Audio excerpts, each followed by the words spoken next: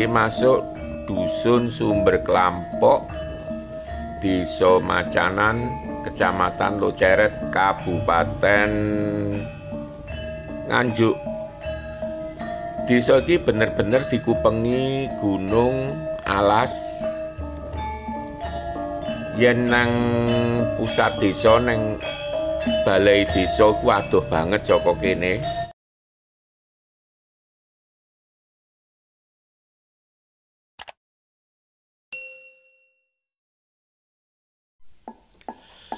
Assalamualaikum warahmatullahi wabarakatuh. Piye kabare dulur-dulur kabeh? Muga-muga tansah sehat lan lancar rezekine. Terus dulur-dulur lan kanca-kanca muslim muga-muga posone tutuk lan berkahi. Oke lho, iki aku nang nggone perbatasan Desa Macanan karo Desa Mbajulan, Kecamatan Loceret, Kabupaten Nganjuk. Lah Desa Mbajulan ki termasuk salah siji desa wisata amarga neng desa iki ana sekitar 3 papan rekreasi, ana Roro Kuning, air terjun lan taman alam, terus sing keloro petilasan Jenderal Sudirman, terus sing ketelu paling anyar yaiku Jolotundo. Iki dulur-dulur nyapa gak tak jak nang nggone papan rekreasi mau, mergo dulur-dulur bakal tak jak rute tantangan jalur alternatif asik. Perjalanan ngabuburit lur menjelang buka puasa ki dhewe sawetara neng Desa Mbajulan Dusun Plangkat. Lah wilayah sing ngrumbul iki diarani uga bumi perkemahan Plangkat lur. Desa Mbajulan, Kecamatan Loceret, Kabupaten Nganjuk. Dulur-dulur bakal tak jak nembus alas perkebunan, terus ana siji utawa loro kampung. Oke, kaya apa keseruanane dulur-dulur tetep tonton video iki sampai tutup. Terus kanggo dulur-dulur sing durung subscribe, monggo nggak subscribe, aja lali tekan tombol loncenge supaya aku tambah sregep gawe video. Lan yen enek video anyar insyaallah ing wulan poso iki yen gak ono alangan bendino aku bakal nggawe video lur. Iki sik nek nggone wilayah area perkebunan yen biyen belasan tahun kepungkur ya. Ki sine wit-witan tok lur. Lah saiki sebagian kelong dadi perkebunan jagung. Jane ya apik lek sik enom ijo, tapi lek wis garing kaya ngene iki yo elek. Sing pertama kuwi, sing kedua mengurangi vegetasi wit-witan gedhi kuwi nambah resiko tanah longsor. Amarga sifat wit-witan gedhe oyote kanahan banyu udan lur. Oke, sawetara iki nek tetep mungkin wilayah Mbajulan lur ora ngerti mergo ora ana petunjuk. Terus alas didominasi wit sono, kaselingan karo tanduran palawija lur. Kadang ya mung semak-semak. Ki dalane mau munggah terus ki mudhun lur, lan cukup curam dalane mudhun iki. Jadi aku ya ora pati wani banter lur. Yen poso ngene iki utek ki ya rada bundel, tinggi mikir no ora patek. Wis gak apa-apa kan amarga jarake ya gak adoh temen, cuma pancen dalane lumayan menantang.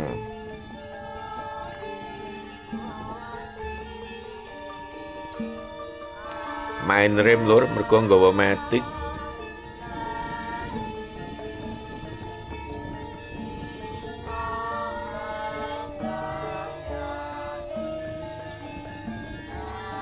wit sono, wit maoni.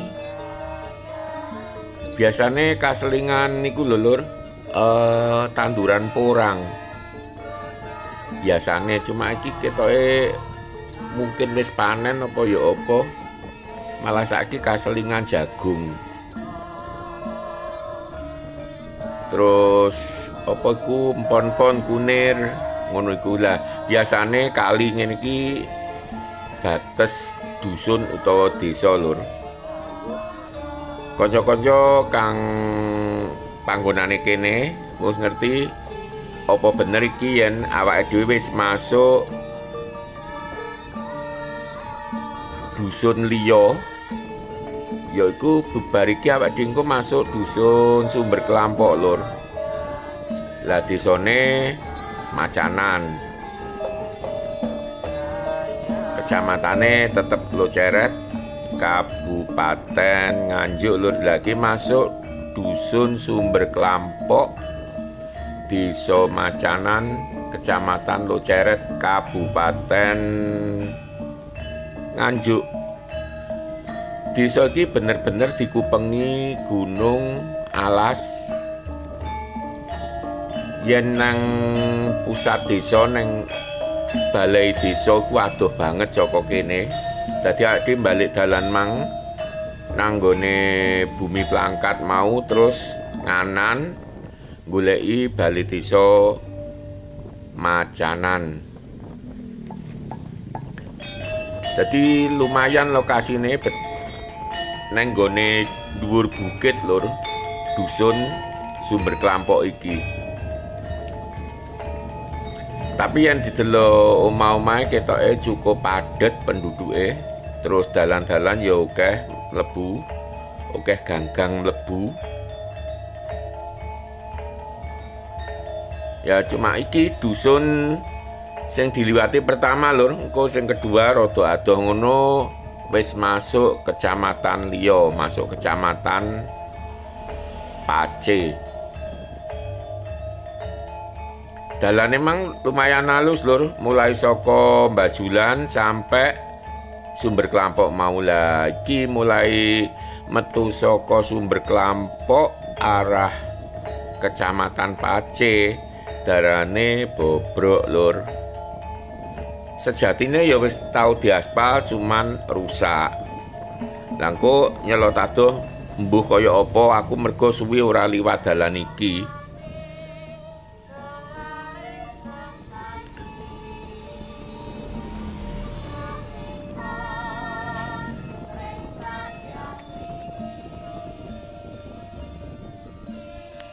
Oh, tambah parah ya Lur. Untung durung udan, mendunge puweteng Lur, muga-muga engko sampe apa dusun Jatirejo, Kecamatan Pace, muga-muga gak udan Lur. Beh lek udan nyonyor iki. Dalane rusak. Yen udan aku yakin kene iki mesti oke longsoran lemah dadi lunyu. Lagi iki contone udan pirang dina kepungkur ngono kira-kira wis garing.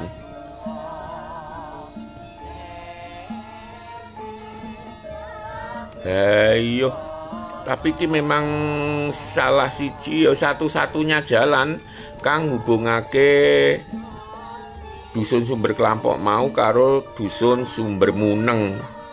Sumber Kelampok masuk Desa Macanan, Kecamatan Loceret, mengko dusun Sumber Muneng kuwi melok Desa Njoho, Kecamatan Pace, tapi loro karo ki kabeh Kabupaten Nganjuk. Ki ereng-ereng Gunung Wilis Lur. Beh lah kok lumayan Lur dalane. Lah iki mulai apik meneh ki. Ki awake mendekati dusun Sumber Muneng Lur. Lah nang Sumber Muneng kuwi ceritane ana sendang kang dihubung-hubungake karo crita Panji. Jenenge yo pancen cerita legenda. Tingkat kebenarannya mesti wae sangat diragukan. Cuman pancen nang wilayah Kediri, Nganjuk, Tulungagung, Blitar akeh banget cerita-cerita legenda berdasarkan kisah Panji lur. Ki dhewe masuk dusun Sumbermuneng, yuh mendunge lur ngarep peteng. Muga-muga gak udan lur. Dusun Sumbermuneng, Desa Njoho, Kecamatan Pacé, Kabupaten Nganjuk. Umpama gak mendung aku bakal nanggone sumber kang dibungake karo critane Dewi Sekar Taji, cerita Panji lur. Cuman mergo mendunge puweteng aku yakin pirang menit kas ngono mesti udan. Makane aku malih rodok kesusu lan alhamdulillah dalane mulai Sumbermuneng iki mulai alus lur. Muga-muga engko sampai Jatirejo dalane alus terus. Neng jo dipikir yen dalan alus ngene iki ket biyen lur. Tahun 2000-an awal aku kan ya wis bolak-balik liwat kene lur.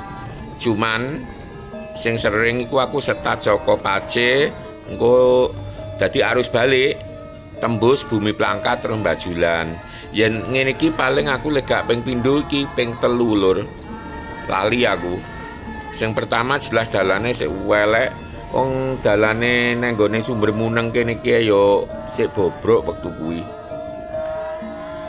Terus bar Sumbermuneng ana dusun Dampit lur. Uga Desa Njoho, Kecamatan Pacé. Wah, weteng tenan lur apa mendunge. Sisih etan lor. Yen dhuwurku kene iki sik padang. Ya cuman gak iso santai lur, tetep mergo mesti mengko udan ngono ndelok mendunge petenge kaya ngono ki mau. Ya untunge dalane lumayan lah. Wis aspal terus lur kengko sampe pok-pokan nang gone kutha.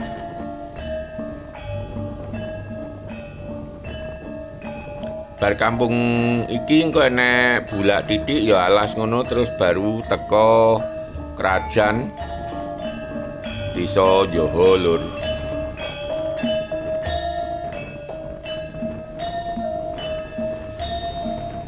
Jadi sing wis diliwati ade mang lur, Desa Bajulan, Dusun Plangkat, terus Dusun Sumber Klampok, Desa Macanan, terus ki mau bar diliwati sing sik tas ki mau ana Dusun Sumbermuneng, Bajut Dusun Dampit, masuk Desa Njoho, Kecamatan Pacé ya.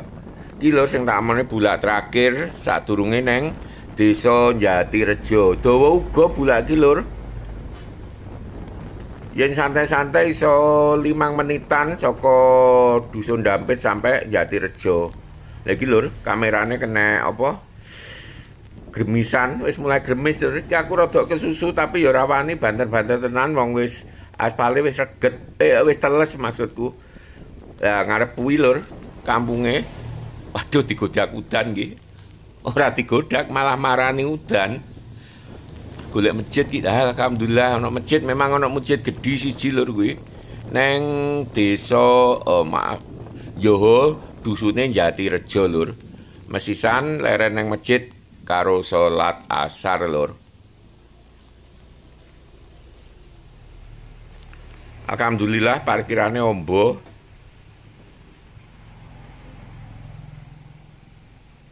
Lumayan lur deres udane.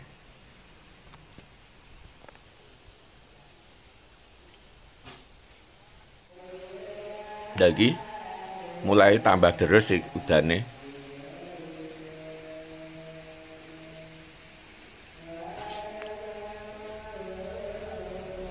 Bakale rada suwi ngiyup iki.